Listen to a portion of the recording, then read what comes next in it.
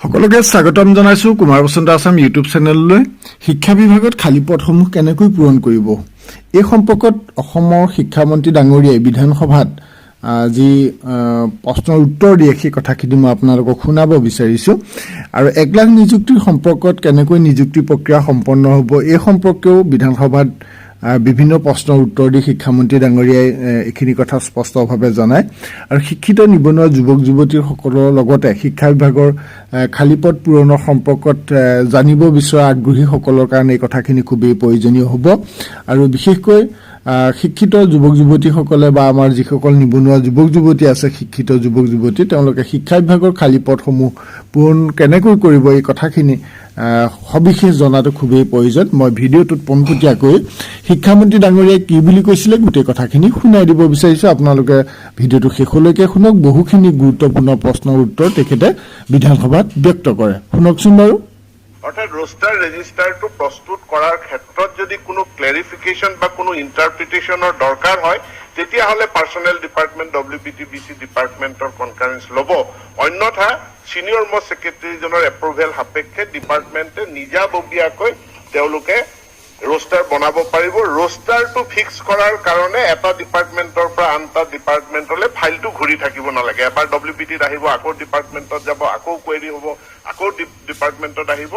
এইটো হ'ব নালাগে। ইয়াক সৰলীকৰণ কৰাৰ কাৰণে আইনখন এই সংশোধনীটো আমি আনিব বিচাৰিছো। অন্য এজন মাননীয় সদস্যই কৈছে যে যেতিয়া এটা সিট মানে যদি ক্যান্ডিডেট নোলায় সেইটো ডি ৰিজাৰ্ভ কৰিব লাগে। এইটো এটা সংবিধান প্ৰদত্ত ব্যৱস্থা। অনুসূচিত জাতি অনুসূচিত জনজাতিৰ কাৰণে সংৰক্ষণৰ যিটো সুবিধা এইটো আমাৰ ভাৰতীয় সংবিধানে প্ৰদান কৰিছে। আৰু আমাৰ আইনত কোনো সিট আমি ডি ৰিজাৰ্ভ কৰিব নোৱাৰো। কোনো আসনক আমি তাক সাধাৰণ আসনলৈ পৰিৱৰ্তিত কৰিব নোৱাৰো। মই এখন বিধানসভাতে আগত কৈছিলো যে আমাৰ হিলছ ট্ৰাইবৰ কাৰণে ৰিজাৰ্ভ সিট শিক্ষা বিভাগত প্ৰায় ৩,৫০০ আসন আনফুলফিল্ড হৈ আছে। কিন্তু এতিয়া তাত কেণ্ডিডেট নাই। আমাৰ কেণ্ডিডেট নাই কাৰণে সিটখিনি আমি ডি ৰিজাৰ্ভ কৰিব নোৱাৰো। সেইটো ডি ৰিজাৰ্ভ কৰিবলৈ হলে আমি পাৰ্লিয়ামেন্টৰ পৰা পাৰ্মিশন ল'ব লাগিব। গতিকে মই সংশোধনী প্ৰস্তাৱ যিকেইটা আনিছিলে মই কিতাপ প্ৰত্যাহাৰ কৰিবলৈ মই অনুৰোধ জনাইছো। এই এমেণ্ডমেণ্টৰ পাছত আমাৰ ৰিক্ৰুটমেণ্ট প্ৰচেছবিলাক পদোন্নতিবিলাক খুব খৰতকীয়া হ'ব। ডিপাৰ্টমেণ্টবিলাকে নিজাববীয়াকে আইনৰ আধাৰত ব্যৱস্থা গ্ৰহণ কৰিব পাৰিব। ধন্যবাদ। কিবা আছে অধ্যক্ষ মহোদয়, মন্ত্ৰী মহোদয়ৰ জাষ্টিফিকেশ্যনটো মোটামুটি গম পাইছো আৰু যে সিনিয়ৰ মোষ্ট সেক্ৰেটাৰী কিয় লগোৱা হৈছে আৰু বস্তুটো। লগতে আমাৰ এটা ক্লাৰিফিকেশ্যন এটা লাগিছিল আৰু এই 1 লাখ চাকৰি হ'ব মই যিটো কৈছিলো আৰু আমাৰ নিযুক্তি যিটো হ'ব যিটো এই নিযুক্তি বেকলগ যিখিনি আছে SC ST বেকলগ যিখিনি আছে আৰু বিভিন্ন ডিপাৰ্টমেণ্টত আছে। খালি এটা বিভিন্ন ডিপাৰ্টমেণ্টত আছে। এই গোটেইকেইটা চাকৰি 1 লাখৰ ভিতৰত সোমাই যাব লাগিব। মানে বেকলগ থাকিব নালাগে। অসমৰ যিমান বেকলগ আছে যাতে এই 1 লাখ যেতিয়া চাকৰি হ'ব গোটেইকেইটা চাকৰি হৈ যাব লাগে। এইটো মই মন্ত্ৰী মহোদয়ক মই অনুৰোধ জনাইছো।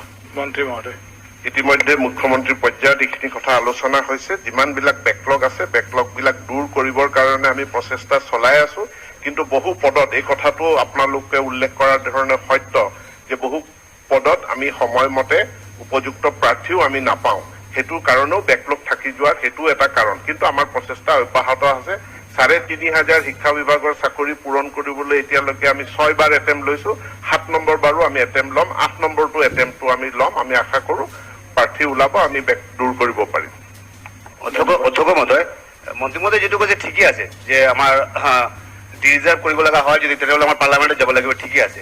আমাৰ কিন্তু বৰাকবিৰিত কৰিমগঞ্জৰ এনেকুৱা হৈ আছে অধ্যক্ষ মহোদয় যে এনেকুৱা ৩৫০ পোষ্ট আমাৰ টিচাৰৰ কাৰণে এতিয়া 8 বছৰ ধৰি পৰি আছে। এইটো কাৰণে মন্ত্ৰী মহোদয়ক মই অনুৰোধ জনাম যে কিবাকে SC ST পোৱাক আমাৰ কোনো আপত্তি নাই। কেনেকা কি কৰিলে এইখিনি পোষ্ট যাতে ফিল আপ হৈ যায়। কাৰণ এইখিনি পেজ থাকি গ'লেতো আৰু বেলেগ কথা আৰু অৰ্থাৎ এই 1 লাখৰ ভিতৰত যেনেকা হওক এই পোষ্টখিনি যাতে ফিল আপ হৈ যায়। আৰু মোটামুটি মন্ত্ৰী মহোদয় আমি জাষ্টিফিকেশ্যনটো গম পাইছো। আমি আমাৰ এমেণ্ডমেণ্টটো উদ্ধ কৰিছো। আপোনালোকে বিধানসভাৰ এই বক্তব্যখিনিৰ পৰা এটা কথা গম পালে যে অসমত ST হিলছৰ দৰে কিছু নিৰ্দিষ্ট পদ এতিয়াও বহুত খালী হৈ আছে। ৩,৫০০ মান খালী হৈ আছে। বাৰে বাৰে এডভাৰটাইজ দি আছে, ফিল আপ হোৱা নাই। আৰু বিধানসভাত এইটো স্পষ্টভাৱে ক'লে যে এই পোষ্টখিনি ST হিলছৰ পৰা বেলেগলৈ নিব নোৱাৰে। ঠিক সেইদৰে গাৰো মিডিয়ামৰ কিছুমান পোষ্ট খালী হৈ আছে। তাৰ কাৰণে চৰকাৰে স্পেচিয়েল ট্ৰেড অনুষ্ঠিত কৰাৰ সিদ্ধান্ত গ্ৰহণ কৰিছে।